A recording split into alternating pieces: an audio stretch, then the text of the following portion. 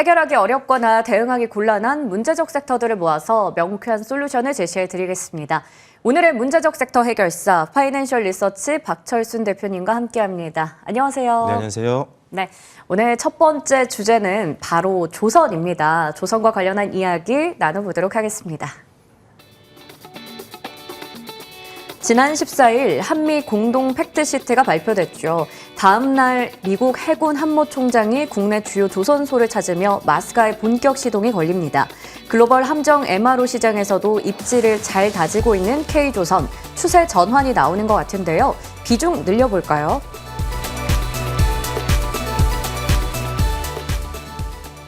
네, 지난주에 한미 팩트시트가 발표가 되면서 조선에 있어서도 마스가라는 굉장히 큰 모멘텀에 다시 시동이 걸리고 있습니다.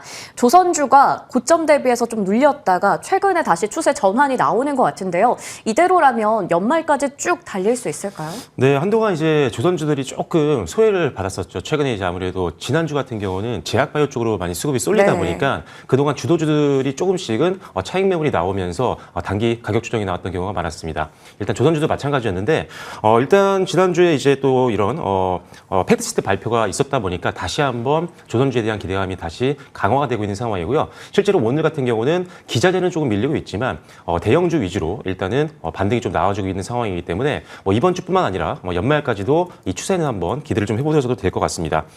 기존에는 사실 이제 우리나라에서 상선 정도만 일단은 제작을 하고 이제 군함 같은 경우는 미국 시장에서 이제 제작을 했어야 되는데 이런 부분까지도 이제 군함도 국내 조선소에서 제작을 할 수 있게 지금 제도를 지금 바꾸고 있는 상황이다 보니까 이것까지 되느라고 한다면 굉장히 큰 호재라고 볼 수가 있다라고 볼 수가 있고요.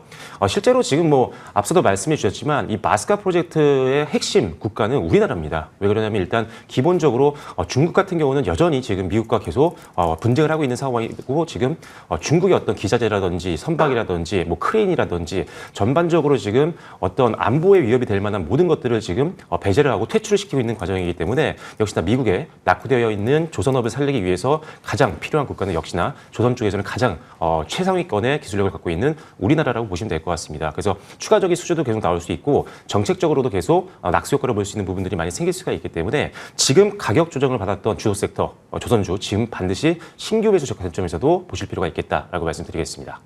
지금은 신규 매수 접근도 가능하다. 무조건 이제 조선을 봐야 된다라는 긍정적인 이야기를 해주셨습니다. 말씀해 주신 것처럼 대형주가 오늘 강하게 반응이 나오고 있는데요. 어떤 종목을 골라야 할까 고민이 됩니다. 앞서 표에서도 나갔지만 HD 현대중공업, 한화오션, 삼성중공업까지 모두 다 한미 간의 협력과 관련해서 우리가 기대를 할 수 있는데 일단 미국의 한모 총장은 HD 현대중공업과 한화오션의 조선소 방문을 또 했습니다. 마스가 주도권은 누가 가져갈까요? 어디 봐야 될까요?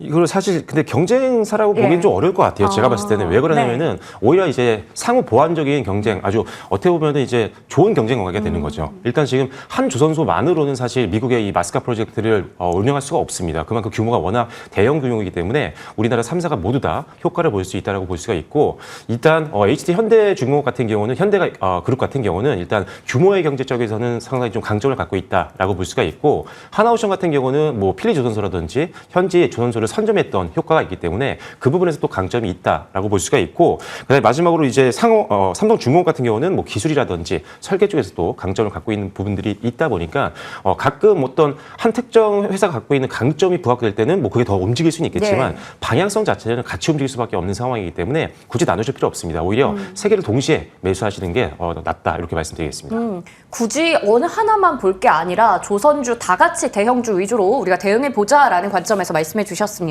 그러면 반면에 기자재 쪽은 좀 쉬어가고 있습니다.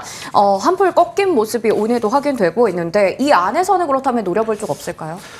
일단은 제가 봤을 때는 조선 쪽뿐만 아니라 원전이라든지 이쪽에도 이제 사업을 영위하고 있는 쪽이 일단 기본적으로는 이런 변동성이 좀 강할 수 있습니다. 그래서 성광밴드라든지 태광과 같은 피팅 기업들을 일단 먼저 보시는 게 좋을 것 같고요. 그다음에 조선 쪽에 조선 기자재에 좀 집중되어 있는 회사를 본다라고 한다면 LPG 탱크라든지 아니면은 이 데크하우스 선원들의 주거 공간이죠. 이 시장에서 세계 점유율 1위인 세진중공업 낙폭을 보일 때마다 일단 천천히 조정시 매수 전략으로 접근하시면 좋을 것 같고 그다음에 그다음에 현대힘스 같은 경우가 최근에 조금 많이 밀렸습니다. 그래서 가격적인 메리트가 올라가고 있는데 역시나 선박 블록 쪽에서는 역시나 글로벌 최상위권의 기술력을 갖고 있는 기업이기 때문에 현대힘스도 한번 보시면 좋겠다. 그리고 현대힘스 같은 경우는 크레인 사업 쪽에 이제 본격적으로 올해부터 실적이 나오기 시작을 했거든요. 미국 시장에서 지금 항만 쪽에 있는 중국 크레인들이 계속 퇴출이 되고 있는 상황입니다. 그래서 엄청난 시장이 열렸는데 실제로 올해부터 실적이 나오기 시작을 했기 때문에 일단 현대힘스도 보시면 좋을 것 같다. 마지막으로는 중국 경쟁 조선사들도 사랑하고 있는 엔진을 만들고 있는 우리나라 한화 엔진이라든지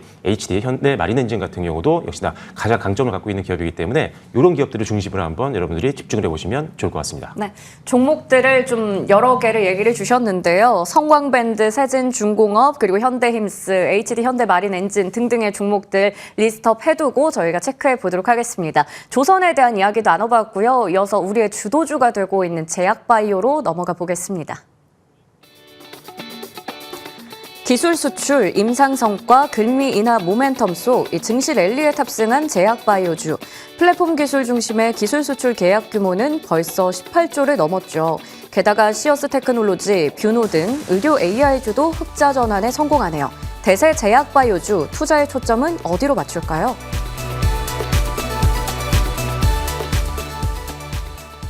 네, 기술 수출과 금리 인하 그리고 임상 성과까지 3박자를 고루 갖추고 있습니다. 이전에는 투자에 좀 대안이 될 것인가라는 관점이었다면 지금은 단연 연말까지 내년 상반기까지도 주도주가 될 수 있을 것이다라는 이야기가 나오는 게 제약바이오 쪽이에요. 주가는 본격적으로 상승 랠리 계속 이어갈 수 있을까요? 네, 일단 제약바이오가 지금 시장에서 가장 핫한 주도 섹터로 지금 분류가 되고 있는 상황인데 일단 호재들이 너무 많고요. 일단 기본적으로 최근에 호재를 배제한다고 하더라도 보통 우리가 연말 그리고 내년 초, 연말 연초 같은 경우는 제약바이오 쪽으로 옮기가는 경우가 상당히 많습니다. 일단 기본적으로 11월 달부터 시작해서 내년 JP모건 헬스케어까지 주요 학회들이 많이 열리게 되고 지금 최근에 11월 달에도 많이 열렸지만 12월 같은 경우도 애쉬를 비롯해서 3건 이상의 주요 학회들이 열립니다. 그래서 참여하는 기업들 같은 경우 기술 수출이라든지 아니면 임상에 대한 긍정적인 결과 발표 이후에 또 수급이 몰릴 수가 있는 상황이기 때문에 항상 연말에 좀 보실 필요가 있다라고 보시면 될 것 같고요.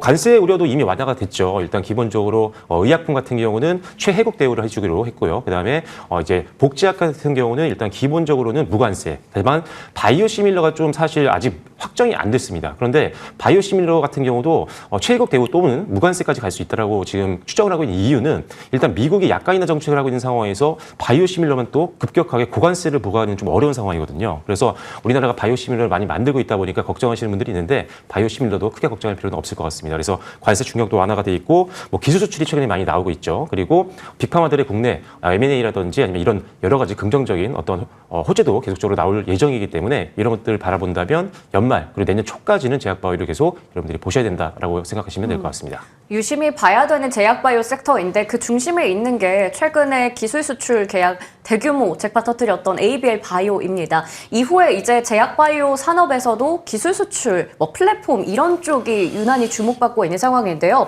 올해 벌써 18조 원에 달하는 기술 수출 계약을 체결했다라고 합니다. 그러면 우리가 제약바이오주를 투자할 때는 확실히 그 플랫폼주 중심으로 대응하는 게 좋을까요? 네, 플랫폼주 중에서도 기술 수출한 기업들을 위주로 보시는 게 좋습니다. 이미 기술 수출을 빅파마들에게 했다는 것은 이미 어느 정도 기술에 대한 검증이 끝났다는 거기 때문에 추가 기술 이전에 대한 것들이 많이 나올 수가 있다는 거죠. 실제로 지난주에 이제 ABL 바이오 같은 경우가 기존의 사노피라든지 GSK와 기술 이전 계약을 체결하고 나서 드디어 일라이릴리와 드디어 계약을 또 체결했기 때문에 엄청난 급등이 나왔죠. 실제로 지난주에 제가 추천 종목이 ABL 바이오였는데 거의 100% 가까이 이미 일주일 만에 급등을 하는 모습들을 보였습니다. 그러다 보니까 플랫폼 기업들 그중에도 기술 수출이 했던 리가켄 바이오라든지 아니면 알테오젠 이런 기업들 같은 경우는 추가적으로 아직 ABL 바이오 대비했을 때 주가도 좀 덜 오르는 것도 있고요. 추가 호재에 대한 기대감이 남아있기 때문에 플랫폼 기업들은 계속 보실 필요가 있다라고 보시면 될 것 같고 추가적으로 비만 치료제도 보시긴 해야 됩니다. 네. 가장 고성장이 예상이 되고 있는 시장이기도 하고 아무래도 이제 화이자가 메세라를 인수하게 되면서부터 D&D 파마텍이 급등했던 것처럼 일단 기본적으로 화이자에게 밀렸던 노보노디스크라든지 이런 기업들이 또다시 우리나라의 기술 기술력 있는 비만 치료제 관련된 기업들의 M&A가 들어올 수도 있거든요. 그래서 비만 치료제 관련된 기술을 갖고 있는 국내 대표 기업들은 여러분들이 계속 주목하실 필요가 있겠다라고 말씀드리겠습니다. 네. 기술 수출 이력이 있거나 또 비만 치료제 관련한 종목들 위주로 우리가 압축해서 대응해야 될 것 같습니다. 하나 더 궁금한 게요. 의료 AI 관련주들 흑자 전환에 성공하는 기업들이 나옵니다. 와, 이제는 이 안에서도 돈 버는 기업들이 좀 나오고 있는 상황이에요. 시어스 테크놀로지, 뷰노, 셀바스 AI 등등 가장 매력적인 실적 동반된 의료 AI 쪽은 어디로 보세요? 저는 뭐 단연 뷰노라고 생각을 하고 뷰노? 있는데 네. 이 회사가 이제 딥카스라고 해서 AI 기반의 심정지를 예측하는 이 프로그램 의료기기를 만든 회사입니다. 근데 실질적으로 지금 우리나라에서도 한 5만 800개 병상에 지금 이미 적용이 되고 있는 상황이고 실제로 3분기 실적을 봤더니 딥카스 매출이 한 70억 원 정도 나왔더라고요. 그래서 실질적으로 이제 매출도 안정권에 들어서고 있는 상황이기 때문에 이제는 기대감만 있는 게 아니라 실적까지 받침이 되면서 주가에 대한 재평가가 충분히 가능하다는 판단입니다. 그래서 일단 실적이 잘 나오고 있는 그리고 미국 FDA 허가 기대감까지 4분기에 있기 때문에 이런 호재까지 기대를 해본다면 충분히 우리가 뷰노를 좀 집중해 볼 필요가 있겠다라고 생각하시면 될 것 같습니다. 네, 뷰노를 뭐니 해도 주목해 봐야 된다라고 얘기를 해주셨습니다. 이렇게 제약 바이오 이야기까지 나눠봤는데요. 오늘 확실히 탑픽은 제약 바이오 안에 있을 것 같습니다. 플랫폼 관련된 회사일까요? 네, 바로 알테오젠입니다. 네. 뭐 조금 전에도 잠깐 언급해 드렸지만 우리나라 플랫폼 기업들 중에서도 가장 또 빅파마들이 살아가는 기업 중에 하나입니다. 일단 기본적으로 이 회사 같은 경우는 정맥주사 제형을 피하 주사 제형으로 바꿔주는 이 어떻게 보면 SC 제형 변경 플랫폼을 갖고 있는 기업인데 일단 기본적으로 지금 빅파마들 같은 경우가 문제가 뭐냐면 지금 가장 큰 걱정거리는 블록버스터급 의약품의 특허가 만료가 되는 겁니다. 근데 이거를 지금 특허를 연장해서 생애 주기를 더 늘리기 위해서는 에버그리닝 전략이라고 해서 이 SC형으로 바꾸는 게 굉장히 중요합니다. 그래서 그 기술 쪽에서는 가장 선도적인 기술을 갖고 있는 알테오젠이 추가적인 기술 수출이 나올 확률이 굉장히 높다라고 보시면 될 것 같고 특히나 이제 알테오젠이 이제 계약을 해서 SC형으로 변경했던 의약품이 바로 이 키트로다입니다. 키트로다가 전 세계 의약품 중에 매출액 1위거든요. 근데 이게 SC형이 나왔고 실제로 이 기술이 적용돼서 FDA 허가 이후에 4분기부터 이제 상용화가 됐기 때문에 마일스톤 수령뿐만 아니라 추가적으로 이제 로열티가 급증할 수 있는 상황에 왔습니다. 그렇다면 이제 실적이 나오는 만큼 여기서 주가도 재평가받아야 되는 부분들이고 로열티만 해도 한 3년, 4년 뒤에는 1조 이상의 연매출을 기록할 것으로 예상하고 있기 때문에 이를 반영한다고 한다면 주가는 여전히 지금도 저렴한 구간이다라고 보시면 좋을 것 같습니다. 그러면 어디까지 더 갈 수 있을까요? 네, 저는 사실 좀 길게 보는 여유 자금이라고 생각하고 한다면 일단은 70만 원 이상까지 목표가를 보는 게 맞다라는 판단이고요. 그리고 손절 라인 정도는 전저점 정도로 짧게 보는 게 좋을 것 같습니다. 그리고 나서 전저점 이탈 시에는 현금화 그리고 그 밑에 한 45만 원 선선에서 다시 한번 지지선 만들면 그때 재매수 전략으로 가시면 좋겠다. 그래서 50만 원을 손절가, 70만 원을 1차 목표가로 말씀드리겠습니다. 네. 길게 봐서 목표 주가 1차적으로 70만 원, 손절가는 50만 원 설정해 주셨습니다. 그리고 앞서 얘기해 주셨던 ABL 바이오요. 저희 목표 주가 달성했고요. 연일 오름세를 나타내는 만큼 추가적인 전략 필요할 것 같습니다. 네, 일단은 지금 ABL 바이오 같은 경우가 BB 셔틀 플랫폼을 갖고 있는 기업인데 뭐 기술 수출을 이미 지난주에 했죠. 그런데 추가적인 기술 수출이 1분기 안에도 한번 나올 것 같습니다. 그래서 추가적인 기술 수출 모멘텀이 있기 때문에 일단 1차적인 목표가는요. 20만 원으로 상향 조정하도록 하겠고요. 다만 만약에 조금 변동성이 생긴다라고 한다면 15만 5천 원 정도 선에서는 현금화를 잠깐 시키시고 잠깐 추가 하락을 제한시키는 전략이 중요할 것 같습니다. 네, 와 단기간에 정말 많이 올랐거든요. 목표 주가는 20만 원으로 상향 조정해 주셨습니다. AS까지 받아봤고요. 지금까지 파이낸셜 리서치 박철순 대표님과 함께했습니다. 저희 성공 마감 전략 1부에서 준비한 순서는 여기까지입니다. 잠시 후 성공 마감 전략 2부에서 다시 인사드리겠습니다. 고맙습니다.